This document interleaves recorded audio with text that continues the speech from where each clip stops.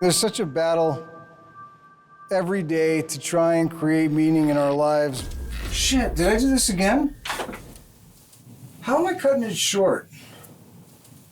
I've given up on the fucking happiness thing, man. It's ridiculous. All my life, people have been telling me that I'm supposed to act or think or feel a certain way, you know, because I've always been fairly on the depressive side. Where did I get lost in this thing? It doesn't matter. I can't believe it's coming to this. I can take the air out of the Super Bowl, for fuck's sake. I've either been prescribed pills to help me not feel that way. Yeah.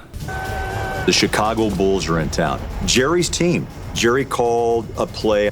D-Will decided to change that play. Probably wasn't the first time that Jerry just said, okay, I've had enough. Darren didn't like what we were doing, bottom line. And so Jerry and I had talked about it before, and we both resigned. I said, if he's going, I'm going. Well, I know that all good things must come to an end. And today is the end of an amazing era. 26 years is a long time to be in one organization.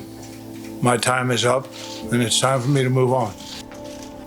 That sent some shockwaves through this city, this region, and the NBA. He did it on his terms, and he earned that because of everything that he poured in to his profession, to the team. As a media person, I'm not supposed to care.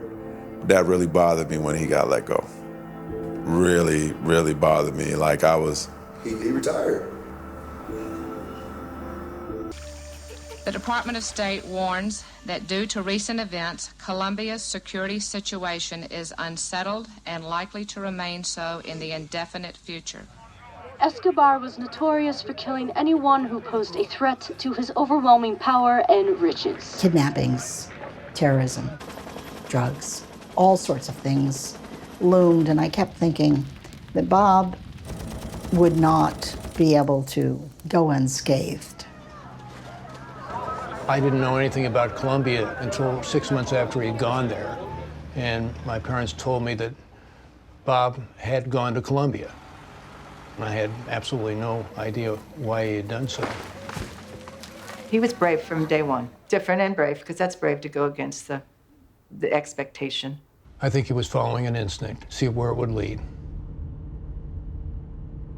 In order to progress, one has to overcome a lot of fears. And that's what I did. Going, all right, go, it's live TV, go. So I started going at the takeoff, really like second, third, like hauling ass. I think I got so nervous and so excited that I just kept gassing it. I come off the lip and I'm just going forward.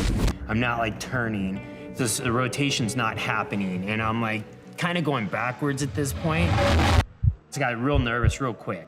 And I remember landing on my hip on the ice, and it was like landing on blacktop. Hit the ground and slid on the ice. And I went to try to get up, and my arms were crooked. You know, both arms were crooked, and hard to explain, but it was unbearable. Like where I had so much pain that I couldn't handle it.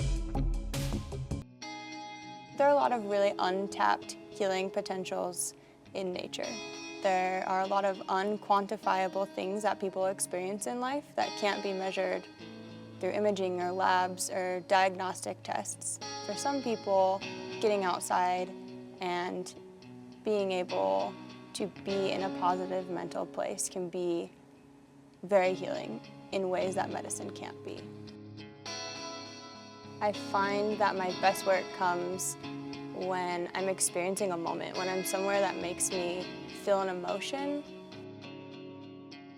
I think that people can really relate to my images because they're in these places that they could see themselves in.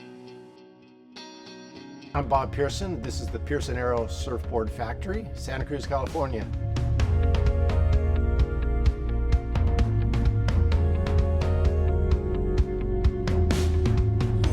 The whole process of making a board is really technical, really involved. I mean, it's such a craft.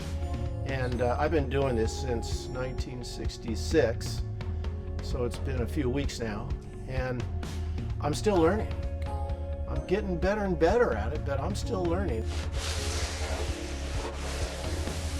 I've done probably a little over 100,000 boards. We were in the back rooms, and it was never on the main stage. So I think people that liked it found one another. And then with the internet, it just got so much easier to connect with other people who like this music. The thing that's so crazy about Electric Daisy Carnival is, out of those 200 acts, there's only 3 or 4 of them that are signed to a major label. There's this void.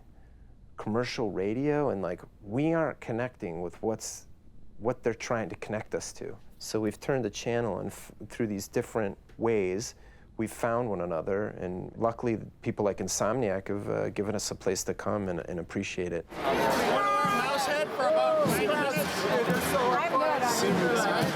That whole whatever day, I had so much adrenaline leading into it. Even those last few hours when I pulled up to the Coliseum, I was like, I think I just kind of floated up to the, I levitated towards the, Cascade, you're up, get up to the booth.